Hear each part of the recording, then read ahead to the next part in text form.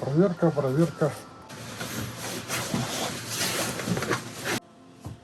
Да, вид у нас шикарный с балкона. Так, сегодня потеплело, минус 30-35. Поэтому мы начинаем спасать мясо.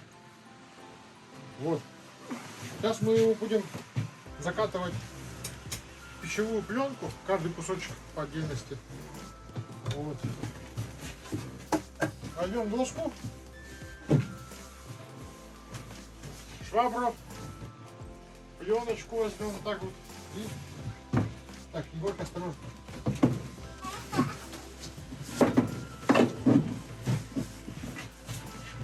Вот. Так, нож. Так, начнем, пожалуй, жеребятина. То есть это грудина с костями. Это такое самое вкусненькое при ображке. Полмешка. Ага. Мясо мы... А зачем мы это делаем? Ну, потому что мясо может обветриться в теплую погоду, когда вот меньше минус 30, то есть больше температура минус 30, и вкус становится неаппетитный. Поэтому мы... Вкусовые качества снижаются. Да. Так, берем ножик и так. 2 слоя герметично должно быть. Герметично, 2 слоя. Я такую приспособу видел в пятерочке, они там заворачивают всякую. Потом подумал, что, наверное, да, было бы классно и у себя так. Поэтому взяли швабру, вот рулон и деревяшку. Даже с тряпкой, да. Да, принцип понятен. Не обращайте внимания на беспорядок на балконе. Типичный российский балкон зимой.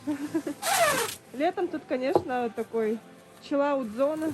Красиво все.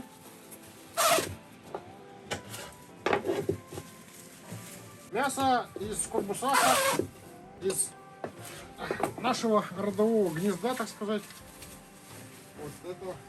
Вот это наше мясо. Усолданская жеребятина и говядина. Да.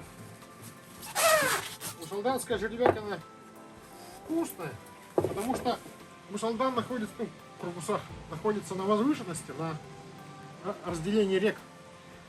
И получается, там холодно всегда. Летом комаров мало. Сейчас там минус 50. Усолдан на 90 метров выше Якутска стоит, поэтому такие дела. Иначе, когда мясо хранится на балконе просто в мешках, где-то к февралю-марту оно приобретает такой водянистый вкус. Исчезает весь этот букет. Когда вот ты кушаешь кусочек сырого мяса и прям возвращаешься. Август, ягоды, цветы. А то как будто кушаешь что-то магазинское. Красица. Это у меня водичка.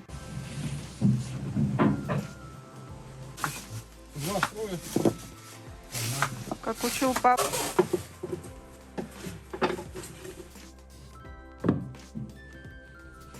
Я закончил, кажется.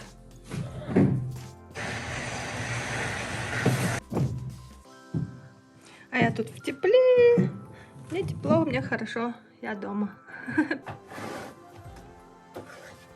Многие спрашивают, почему мясо нужно спасать именно сейчас. Ну, минус же, минус 35.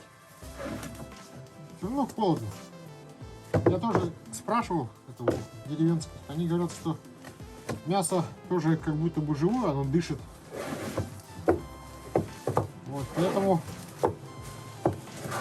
сохраняется при минус 40 гораздо лучше, чем при более высоких температурах. Но для того, чтобы предостеречь полное, так сказать, выпаривание вкусовых качеств, нужно его вакуумировать.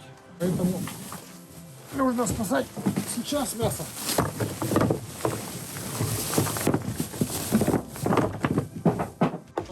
потом будет поздно. Все мясо будет как магазинское. Ну, когда будет минус 5, минус 10, мы мясо обычно перекладываем в ларь холодильник. Такие огромные. Ну, потом покажу. Вот, сейчас. Еще один мешок остался. Последний мешок. О! Рыбацкую коробку под попу в качестве табуретки. Смекалочка. Чё, как удобно сидеть?